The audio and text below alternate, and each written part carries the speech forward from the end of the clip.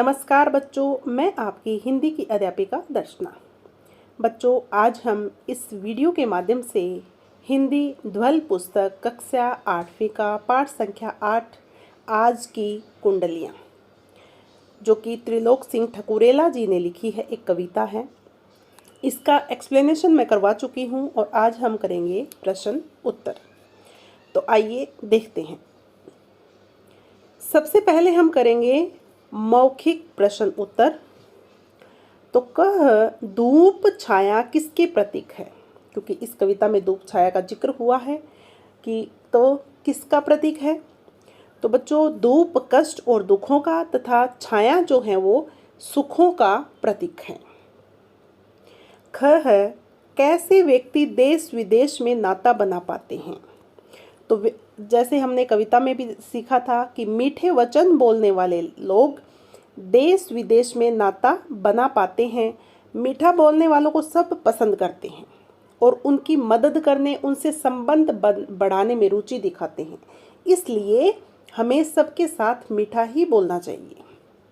ग है मुश्किल कार्य के विषय में कवि ने क्या कहा है? तो मुश्किल कार्य के विषय में कवि कहते हैं कि किसी काम को कठिन मानने पर ही वह मुश्किल होता है, लेकिन अभ्यास करने से कठिन काम भी आसान हो जाते हैं। अब सभी को पता है, अगर कोई भी काम होगा, हम बोलेंगे अरे यह तो बहुत मुश्किल है, मैं नहीं कर पाऊंगा, तो वो मुश्किल होगा। लेकिन बार बार अगर अभ्यास करते हैं तो वही काम हमें आसान लगने लग जाता है। इसलिए मुश्किल कार्य के बारे में कवि ने कहा है कि हम मुश्किल समझेंगे, मुश्किल लगेगा, पर अभ्यास करेंगे तो वो भी आसान लगने लग जाता है। भीड़ ताकत कब बन जाती है? तो जब उचित नेतृत्व पाकर भीड़ जो है वो ताकत बन जाती है। हमारा नेतृत्व करने वाला नेता जो होता है, एक लीडर होता है, वो क्या है, उचित ढंग से प्रयास करना चाहिए, कदम उठाना चाहिए, तब भीड़ की ताकत समझ में आती है। ये तो हो गए बच्चों मौखिक प्रश्न उत्तर। अब हम आगे बढ़ते हैं लिखित की तरफ। पहला प्रश्न, कवि ने सोना और मनुष्य में कौन सी समानता बतलाई है? तो कवि ने बताया है कि सोना और मनुष्य दोनों विपत्तियों को सहकर निखर जाते हैं। ठीक है, ऐसे ही सोना और ऐसे ही मनुष्य विपत्तियों को, अगर कितने भी मुश्किल में से निकल जाएंगे ना, तो वो निखर कर सामने आते हैं। ठीक है, तो दोनों में एक समानता है। हंसने को सेहत के लिए लाभकारी क्यों माना गया है? हंसना स्वास्थ्य का सबसे बड़ा मित्र है। इससे जो स्वास्थ्य लाभ होते हैं उसका मुकाबला शहद, मेवे और मक्खन भी नहीं कर पाते। अर्थात हंसना महंगे भोज्य पदार्थों से अधिक फायदेमंद होता है, इसलिए उसे सेहत के लिए लाभकारी माना गया है। ग मूढ़ व्यक्ति ज्ञानी कैसे बनते हैं? तो बच्चों, अभ्यास और लगातार कोशिश करने से मूढ़ व्यक्ति यानी कि मूर्ख व्यक्ति भी ज्ञानी बन जाते हैं, क्योंकि किसी को कोई ज्ञान नहीं होता है और बार बार अभ्यास से वो भी सीख जाता है। इसलिए अभ्यास और कोशिश करने से मूढ़ व्यक्ति भी ज्ञानी बन जाते हैं। फिर है घ, एकता में शक्ति होती है कैसे? अपने शब्दों में लिखिए। तो बच्चों, आप सभी को पता है एकता में बहुत शक्ति होती है। जैसे लकड़ियों का गट्ठर हम तोड़ नहीं पाते और एक ही डंडी होगी तो तोड़ देते हैं, क्योंकि लकड़ियों के गट्ठर में एकता होती है। तो जिस प्रकार तिनके जुड़कर घोंसले, बूंदे मिलकर सागर, ईंटें मिलकर भवन, पल पल मिलकर युग बना देते हैं, एक व्यक्ति मिलकर भीड़ बना देते हैं, उचित नेतृत्व पाकर भीड़ इतिहास रचती है। अर्थात छोटी छोटी वस्तुएं मिलकर बड़ी वस्तुएं बन जाती हैं। इसी प्रकार कहा जाता है कि एकता में शक्ति होती है। फिर आगे है मृदु वाणी पर आधारित कुंडलियां लिखिए। कि मृदु मीठी वाणी पर आधारित कुंडलियां इस पाठ में जिक्र हुआ है। तो जो मीठी बातें करें, ये कुंडलियां इस पाठ में है, आप देखकर लिख देना कि जो मीठी बातें करें डैश डैश अंत में है, सब पाएं सबसे प्यार करें जो मीठी बातें।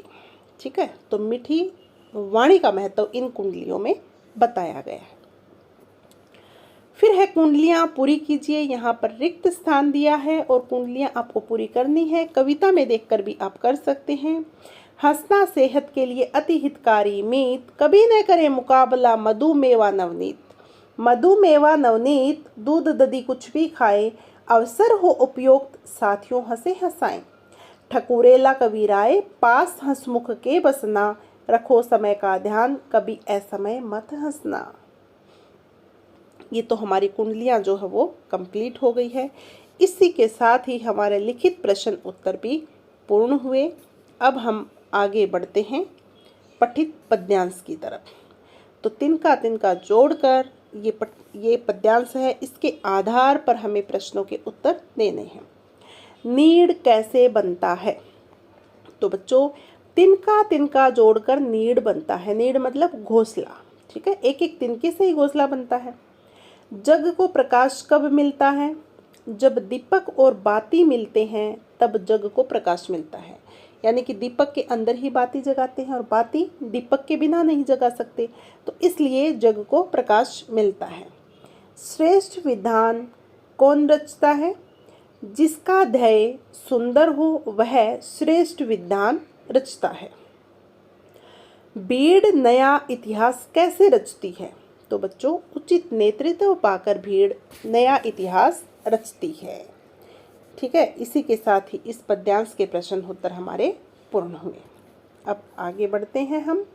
सही विकल्प चुनकर सही का निशान लगाइए। तो पहला है, डैश तपता आग में और निखरता रूप। तो क्या तपता है आग में? सोना, आदमी, मीत या नवनीत? तो आप सभी को पता है सोना, तो इसका उत्तर होगा सोना। ठीक है,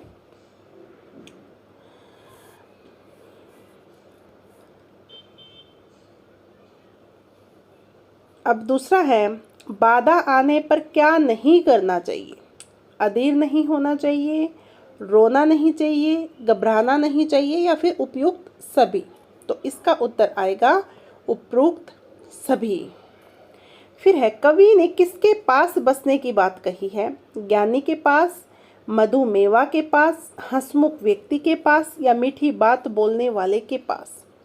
तो बच्चों, हंसमुख व्यक्ति के पास बसने की बात कही गई है, क्योंकि अगर हंसते रहेंगे तो हमारा मन खुश रहेगा और तरोताज़ा हमारा मन और शरीर दोनों रहेगा और हम अच्छे से काम कर पाएंगे। तो इसलिए हमेशा रोना नहीं चाहिए, रो तो सा मुंह बना के नहीं बैठना चाहिए, हमेशा हंसते और खिलखिलाते रहना चाहिए।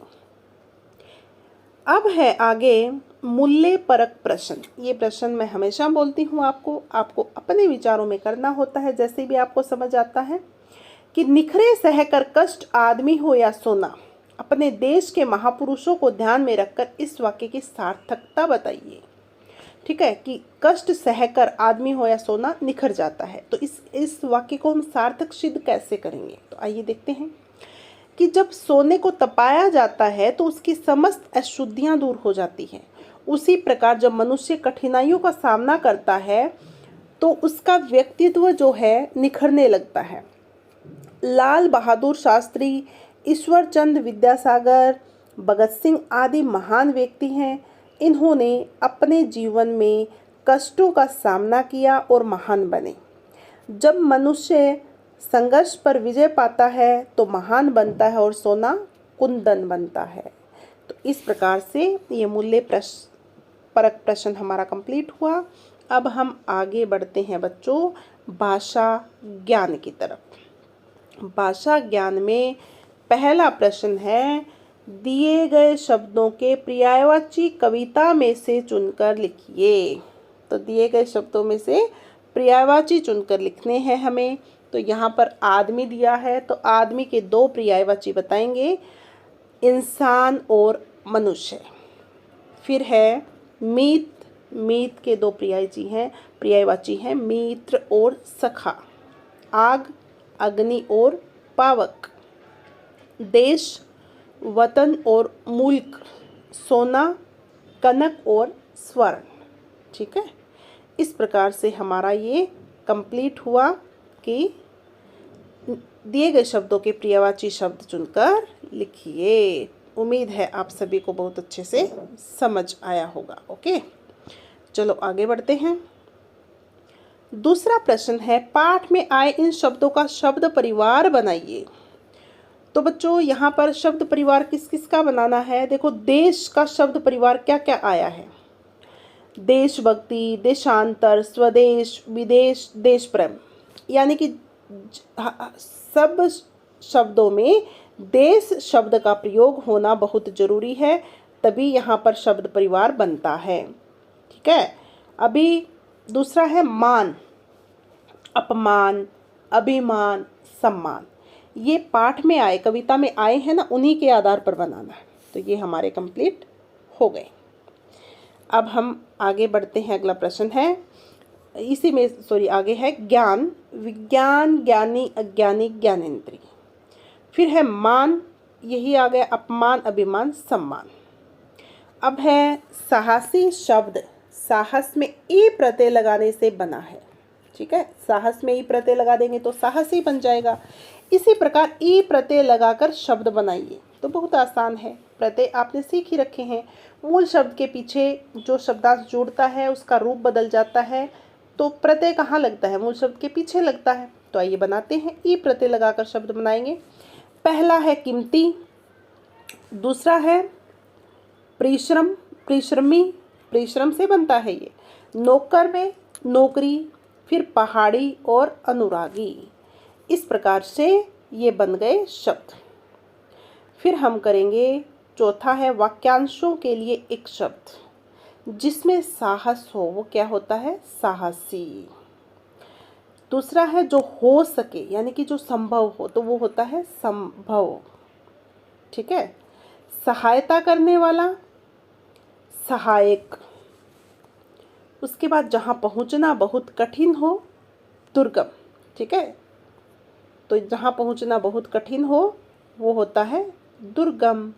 तो इसी के साथ ही हमारा ये प्रश्न भी पूर्ण हुआ, वाक्यांशों के लिए एक शब्द।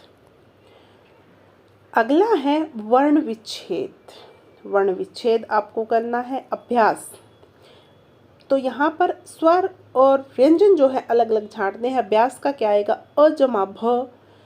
भ में कोई भी स्वर यहाँ पे नहीं जुड़ा हुआ, भ में कोई भी स्वर नहीं जुड़ा हुआ, क्योंकि भ क्या है? आधा है, तो इसके हलंत जिस भी स्वर के व्यंजन के नीचे लग जाता है, इसका मतलब उसमें कोई भी स्वर नहीं जुड़ा हुआ। ओके। और अगर हलंत नहीं लगता है, ऐसे लिखेंगे हम भ को, इसका मतलब यहाँ पर इसमें स्वर ऐड है। और कौन सा स्वर ऐड है? तो भ जमा अ हम कर देंगे तो ये बन जाएगा भ, हलंत हट जाएगा। तो ये पूर्ण रूप से व्यंजन स्वर सहित लिखा है इधर। ठीक है। तो इस प्रकार से हम ऐसे ही वर्ण विच्छेद करेंगे। इसमें अभ्यास में क्या है?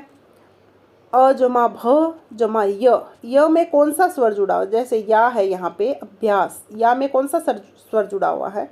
य जमा आ। बहुत आसान है, तो यहाँ पर हम आ कर देंगे पीछे। ओके। फिर है स जमा अ, क्योंकि अंत में क्या है? सह, अंत में स है ना, यहाँ पे अंत में स है, तो स में ये स आ गया है और पीछे अ आ गया। तो इस प्रकार से ये हो गया अभ्यास। अभी अगला है समय। समय में भी स जमा अ जमा म जमा अ जमा य जमा अ। फिर है ध्यान। ध्यान में क्या है बच्चों? ध जो है आधा है, तो इसमें कोई भी स्वर नहीं जुड़ा हुआ। जब वर्ण विच्छेद करेंगे तो ध को ऐसे लिख देंगे हम, नीचे हलंत लगाकर। ओके। फिर य जमा य में कौन सा स्वर जुड़ा हुआ है? आ। फिर न में अ। ठीक है, इस प्रकार हो गया ध्यान। अगला है नेतृत्व। न जमा ए, त जमा त में री की मात्रा है, री जुड़ा हुआ। Very good. त आधा है, और यहाँ पर आप देख पा रहे होंगे त में कोई भी स्वर नहीं जुड़ा हुआ है, त आधा है। तो यानी कि त जमा व जमा अ, ये हो गया नेतृत्व। तो इस प्रकार से ये हमारे वर्ण विच्छेद जो है वो पूर्ण होते हैं। हम बढ़ते हैं अब अंतिम प्रश्न की तरफ। 6, प्रेरणार्थक क्रियाओं का निर्माण कीजिए। ठीक है, कि क्रिया हमें सबको पता है, जो जिसमें किसी काम का करना या होना पाया जाए, वो क्या होती हैं? क्रियाएं होती हैं, आप सबको पता है। जैसे देना, बनना, मिलना, उठना, बैठ कर, ये सब क्या है? क्रियाएं हैं। तो इसमें प्रथम प्रेरणार्थक क्रिया क्या है? जो डायरेक्ट पहला व्यक्ति करता है या फिर किसी से करवाता है, वो द्वितीय प्रेरणार्थक हो जाती है। हम खुद अगर करते हैं तो प्रथम प्रेरणार्थक, अगर दूसरे के थ्रू कराते हैं तो हम क्या हो जाती है? द्वितीय प्रेरणार्थक। और हम खुद कर रहे हैं तो फिर ये क्या हो जाती है? प्रथम प्रेरणार्थक। तो यहाँ पर है देना, देना का दिलाना और फिर दिलवाना। ओके, द्वितीय प्रेरणार्थक। बनना, बनाना और बनवाना। मिलना प्रथम है, मिलाना, और द्वितीय है मिलवाना। उठना, उठाना, उठवाना। करना, कराना, करवाना। यानी कि प्रथम प्रेरणार्थक में कर्ता खुद करता है वो काम, और द्वितीय में कर्ता किसी और से करवाता है। इस प्रकार से बच्चों ये हमारा पाठ भी पूर्ण हो गया और ये प्रश्न है ये भी पूर्ण हो गया। उम्मीद है आप सभी को बहुत अच्छे से समझ आया होगा। इसके बाद आपको कौन से चैप्टर की वीडियो चाहिए वो बता दीजिए, क्योंकि बहुत सारे बच्चों के कमेंट आ रहे थे मेरे पास, मैम आज की कुंडलियाँ के प्रश्न उत्तर आप डाल दीजिए। एक बच्चा तो मुझे ध्यान नहीं है उसका नाम, तो बार बार कि मैम आपको याद दिलाता रहना पड़ेगा, शायद आप भूल जा रही हैं कि इस पाठ के क्वेश्चन आंसर भी डाल दीजिए। तो बच्चों में ध्वल और गुंजन के सभी पाठों के प्रश्न उत्तर आपको मिलेंगे, अभी रूटीन में मिलते रहेंगे। ठीक है, मुझे बुक नहीं मिल रही थी तो ये ध्वल के कुछ लेसन मुझे नहीं मिल रहे थे, अभी मुझे बुक प्राप्त हो गई है, तो आप सभी को इसके क्वेश्चन आंसर भी मिलेंगे और एक्सप्लेनेशन भी मिलेगा। पहले कौन सा पाठ आपको चाहिए आप मुझे बता दीजिए, ताकि मैं वो लेसन पहले डाल दूँ।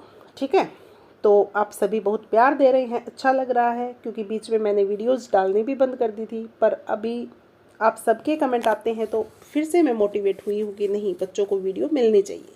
तो कहीं कहीं से जो भी बुक मुझे जुटानी पड़ रही है, मैं इधर उधर से थोड़ा फट डाल के आपके लिए कर रही हूँ, मुझे अच्छा भी लगता है। तो प्लीज़ कमेंट करके बताया करो वीडियो कैसी बनी, और ये भी बताया करो आपको कौन से चैप्टर की या फिर कौन से ग्रामर के चैप्टर की क्या चाहिए, आपको कौन सी वीडियो चाहिए। ठीक है, और बहुत जल्द एक लाइव सेशन भी मैं करने वाली हूँ कि आप सबसे मिलने वाली हूँ। उम्मीद है आप सब आएंगे, जुड़ेंगे मेरे साथ। तो आज के लिए इतना ही करेंगे, बाकी हम मिलते हैं नेक्स्ट वीडियो में। आप सभी का बहुत बहुत धन्यवाद वीडियो देखने के लिए। अपने दोस्तों के साथ भी लाइक कर दीजिए, अपने दोस्तों को भी बता दीजिए कि हिंदी का एक चैनल है, वहाँ पर एक्सप्लेनेशन और क्वेश्चन आंसर सब मिलते हैं, कोई डाउट होता है वो भी सेम टाइम क्लियर होता है। तो शेयर कर दीजिए, और अगर पहली बार जुड़े हैं सब्सक्राइब करना ना भूलें। आप सभी का बहुत बहुत धन्यवाद। लर्न विद दर्शना के साथ जुड़े रहिए। Thank you.